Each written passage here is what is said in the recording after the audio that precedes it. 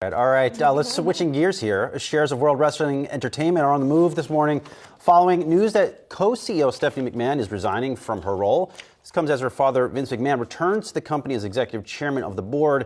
With the departure of Stephanie, Nick Khan will now serve as the sole CEO of WWE. Lots of speculation, guys, around this name. There were reports floating around on Twitter, unconfirmed, I should say, that WWE has sold out to Saudi Arabia.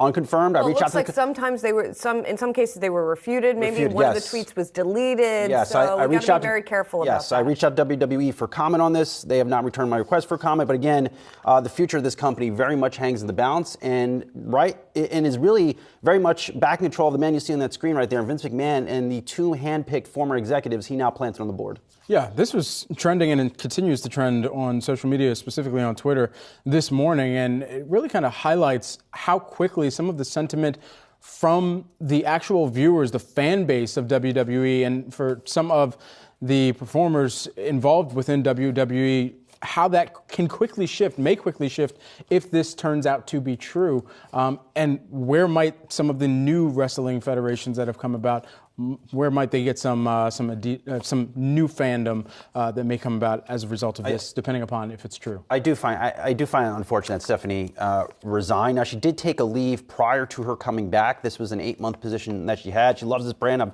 had the opportunity to talk to her a few times. It's sad. I would have liked to see her continue to lead this brand forward. It's something she cares about, and I think she could have transformed it in a good, positive way. I mean, it's interesting to me that the Saudis are being floated as a potential buyer of this organization. As we talked about earlier in the week, Vince McMahon has some baggage, right? Yes, there are a lot of people who are close to him in the industry, but he also, according to the Wall Street Journal, paid over $12 million over the past 16 years or so to suppress allegations of sexual misconduct. And as I talked about at the time, he would have to find a buyer who would be okay with that. Right. Maybe he found one in the Saudis. I don't know. And this would add to some of the sporting ambitions that the Saudis have. I believe you pointed this out in our Slack. Exactly.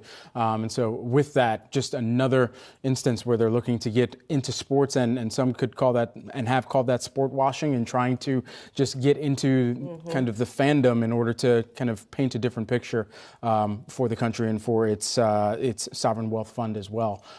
We'll continue to track to see if there's any more news that comes around the WWE for you.